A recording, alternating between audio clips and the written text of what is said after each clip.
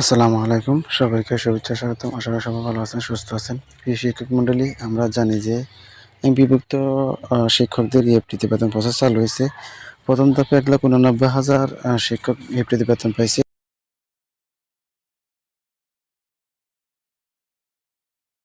দ্বিতীয় ধাপে হচ্ছে 67,000, যে সেটা এই যে গত 30 তারিখে পাইছি। তো অনেক অনেক দীর্ঘক্ষণ অপেক্ষার পরে যে দ্বিতীয় ধাপের বেতন ইএফটিতে চালু হয়েছে, অনেক জটিলতার কারণে, অনেক সমস্যার কারণে, অনেক অজুহাত দেখিয়ে লেট করছে ইএফটিতে বেতন। এখনও তৃতীয় ধাপে যাদের 84,000 নাম আসছে, এদের এখনও ব্যাংকে টাকা পাঠানো হয় নাই। তো সেই ক্ষেত্রে যে কাজগুলো করতে হবে, এখানে একটা নোটিশ আসছে যে ভুল থাকলে ইএফটিতে বেতন পাচ্ছেন 1.5 লাখ শিক্ষক, বা সংশোধন করতে হবে 2 মাসের মধ্যে।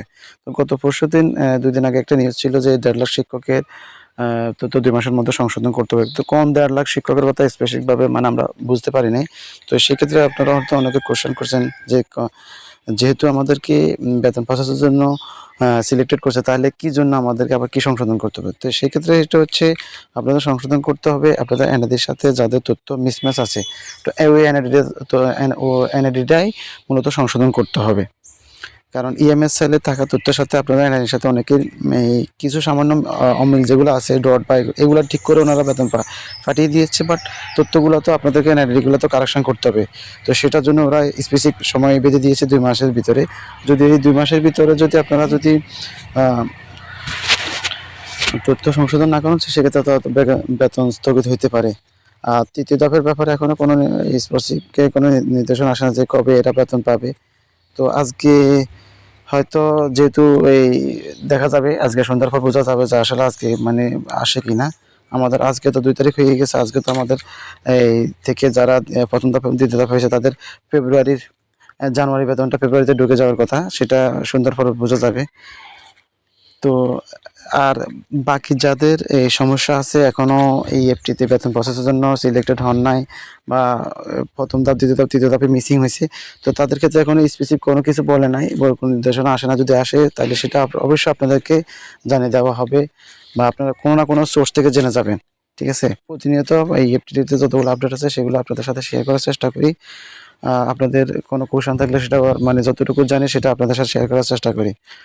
তো এই হচ্ছে, এই যে 1.5 লাখ শিক্ষকের ব্যাপারে যে কথা বলছে সেটা হচ্ছে এটা। তো আপনারা যারা যাদের যে সমস্যাগুলো আছে, এটা খুব দ্রুত সমাধান করে নেন। আবেদন করলে, এনআইডি সংশোধনে আবেদন করলে বেশি সময় লাগে না, 14 থেকে 15 দিনের মধ্যে পেয়ে যাবেন, যদি আপনার সমস্ত ডকুমেন্ট কারেক্ট থাকে।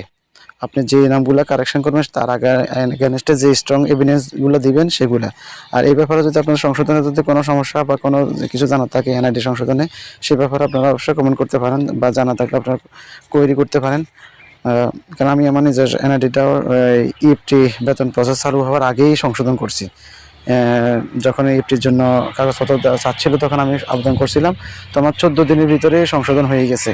আমাকে জাস্ট, আমি নিজে আবেদন করছি, নিজে সব কিছু করছি, জাস্ট কাগজগুলা চাইছে, আমি এগুলো জাস্ট হার্ড কপি সহ সাবমিট করছি। মেসেজ, নির্বাচন অফিস থেকে মেসেজ আসবে যে আপনার কী কী ডকুমেন্টস যদি কোনো মেশিন থাকে সেটার জন্য ওনারা বলে দিবে। তো এই হচ্ছে আপনাদের এই 1.5 লাখ শিক্ষকের তথ্য আপডেটের ব্যাপারে যে 2 মাসের সময় দেওয়া হয়েছে, এটা হচ্ছে মূল কথা। তো ঠিক আছে, ভালো থাকুন, সুস্থ থাকুন, আল্লাহ হাফেজ। Wish you all the best today.